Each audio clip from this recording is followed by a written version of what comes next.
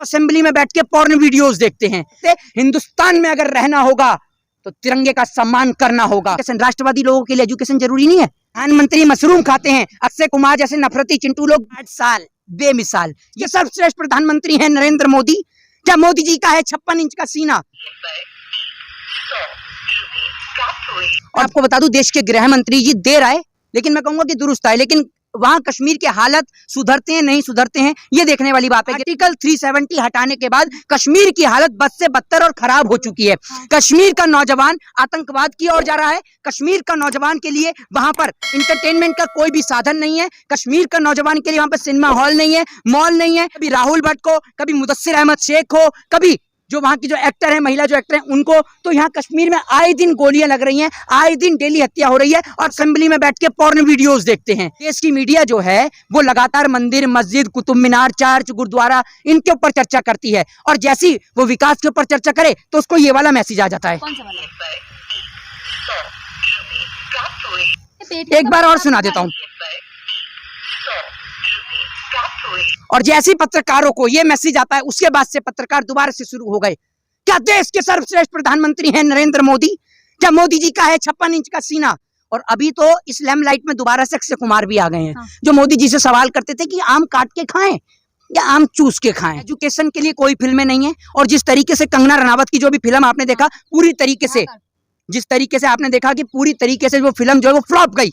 ऐसे नफरत फैलाने वाले लोगों की फिल्में फ्लॉप ही जाएंगी। और शर्म आनी चाहिए इन लोगों को, शर्म कि देश का हिंदू मर रहा है उसको बचाने के बजाय फिल्में दिखाकर अपने वोट हथियाने का काम कर रहे हो। 8 साल बेमिसाल, 8 साल बेमिसाल। ये नहीं देख रहे कि 8 साल जनता का बुरा हाल, 8 साल बदहाल, इस पे कोई कार्यक्रम मोदी जी कर रहे हैं। 8 साल में उन्होंने क्या क्या अच्छे काम किए हैं? देखिए मैडम, अच्छे काम सिर्फ इस देश के पत्रकारों को ही दिखते हैं, वो अच्छे काम जनता को नहीं दिखते, ना जाने क्यों। और अक्षय कुमार बताएंगे, गुटके का प्रचार कर रहे हैं, पान मसाले का प्रचार कर रहे हैं, बताते हैं दाने दाने में केसर का दम। विमल है हाँ, तो अपने बच्चों को भी तो खिलाएं गुटखा। अक्षय कुमार अपने परिवार के सदस्य को खिलाते हैं, पान मसाला देते हैं, अपने घर पे जाते हैं, अपने पिताजी माताजी या किसी को कहते हो कि लो नहीं खाना मत लाओ, मेरे लिए मैं तो विमल से काम चला लूंगा। इनके बच्चे सुनिए, प्रधानमंत्री मशरूम खाते हैं, अक्षय कुमार जैसे नफरती चिंटू लोग विमल गुटके का प्रचार कर ये लोग बढ़िया बढ़िया खाना खाते हैं। देश की गरीब जनता के बच्चों को ये प्रचार करते हैं, शर्म आनी चाहिए। नफरती चिंटू से मतलब ये है कि इस प्रकार की फिल्में जो देश में हिंदू और मुसलमान, जो कि देश के 2 भाई हैं, 4 भाई हैं इस देश के, हिंदू, मुसलमान, सिख और ईसाई, लेकिन वो नफरती लोग, नफरती चिंटू उनको कहा जाता है, वो लोग जो देश का माहौल खराब करते हैं। एजुकेशन, हेल्थ और डेवलपमेंट के नाम से लोगों का ध्यान हटाने के लिए, देश के अंदर बेरोजगारी से नौजवान का ध्यान हटाने के लिए इस प्रकार की फिल्में और इस प्रकार की तमाम चीजें लेकर आते हैं। इसीलिए इन लोगों को नफरती चिंटू कहा जाता है। योगी जी ने मूवी देखते ही कहा है कि टैक्स फ्री हो जानी चाहिए। योगी जी तो बिल्कुल फ्री पड़े हैं, उनका तो काम ही मूवी देखने का है। पहले वो कंगना रनावत की फिल्म देखने के लिए कह रहे थे कि मैं तो चुनाव के बाद कंगना रनावत की ही फिल्म देखूंगा। अब वो कह रहे हैं ये फिल्म टैक्स फ्री हो जानी चाहिए। राष्ट्रवादी लोगों के लिए एजुकेशन जरूरी नहीं है। सारे के सारे नेता चोर हैं। ये लोग साधु महात्मा के बेस में ये इस देश के अंदर लुटेरे हैं।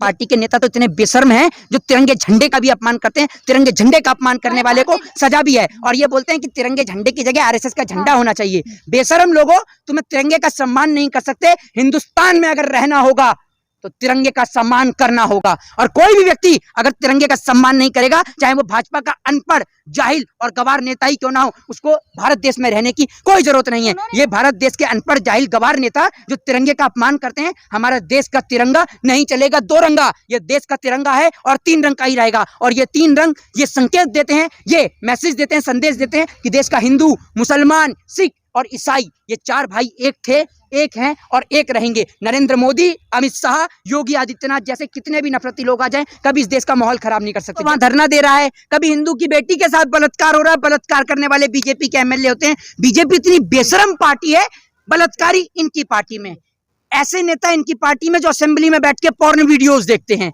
इनके पास सारे नेता हैं, झूठ बोलने वाले हाई क्लास प्रधानमंत्री, और क्या लेंगी? इतना टैलेंट है किसी पार्टी के पास? ये टैलेंट सिर्फ बीजेपी पे है। उसके लिए ऐसी बात कर रहे हैं। झूठ बोलते हैं सम्मानित पद पे बैठकर।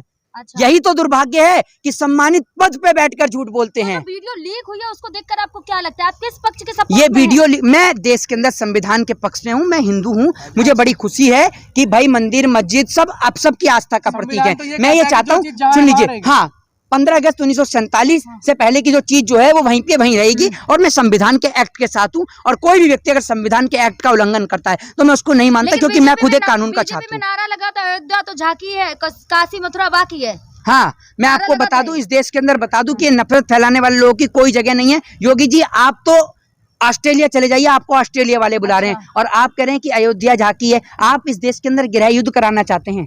क्या चाहते हैं आप? इस देश का हिंदू मुसलमान आपस में लड़ जाए? अरे पूजा मंदिर में भी होती है और नमाज मस्जिद में भी होती है, दोनों काम तो एक ही कर रहे हैं ना।